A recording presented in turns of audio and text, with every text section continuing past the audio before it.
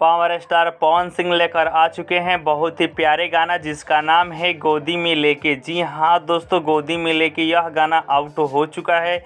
आइए जानते हैं पावर स्टार पवन सिंह के इस गाने के बारे में। अगर आप सभी दोस्त पहली बार हमारे चैनल पर आए हैं तो चैनल को सब्सक्राइब कर लीजिएगा, क्योंकि इस चैनल पर भोजपुरी से रिलेटेड न्यूज़ आप सभी दोस्तों के साथ शेयर किया जाता है। पवन सिंह के साथ साथ खेसारी लाल यादव जी का भी न्यूज़ शेयर किया जाता है। ठीक है, तो आइए जानते हैं सबसे पहले इस गाने के बारे में जिसका नाम है गोदी में लेके। सिंगर है पावर स्टार पवन सिंह और उनका साथ दे रही है शिल्पी राज जी। जो एक्ट्रेस है विक्की सिंह, क्वीन शालिनी यादव जी है।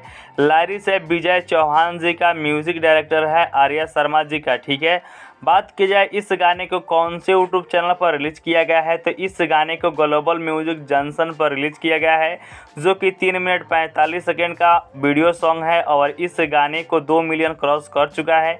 गाने का लिंक वीडियो के डिस्क्रिप्शन बॉक्स में है, जाइए क्लिक करें, सुनिए। ठीक है।